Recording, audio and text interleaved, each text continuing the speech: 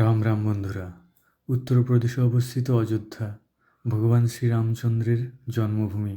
পরম পবিত্র এই স্থানে এসেই মন থেকে এলো জয় শ্রীরাম।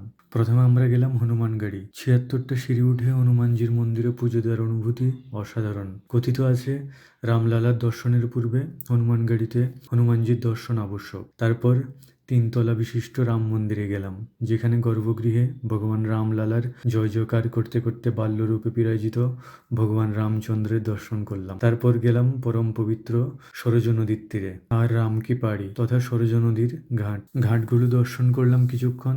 তারপর কিছুক্ষণ নৌকা বিহার। তারপর দর্শন করলাম ভগবান রামচন্দ্র আর মাতা সীতাকে কৈকি দ্বারা উপহার দেওয়া কনক মহল।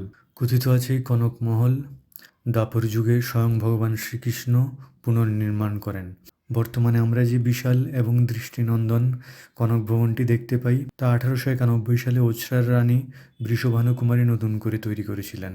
সরজ নদীর ঘাটে অবস্থিত বাবার নাগেশ্বর মন্দির। ভগবান রামচন্দ্রের কনিষ্ঠ পুত্র কুশ এই মন্দির নির্মাণ করেছিলেন। পরবর্তী সময়ে রাজা বিক্রমাদিত্য এই মন্দির ধরেই রামচন্দ্রের বিভিন্ন লীলাক্ষেত্র পুনরুদ্ধার করেন।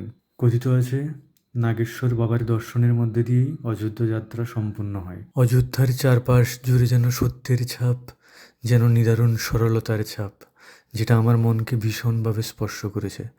অযোধ্যায় পা রাখতেই হোটেল রুমের কাছে শিব মন্দির, তারপর বাবা নাগেশ্বরের দর্শন, কনকমহলের ভেতর শিব মন্দির। সব দেখে বুঝলাম ভগবান রামচন্দ্রের সাথে ভগবান শিবের কতটা ঘনিষ্ঠতা।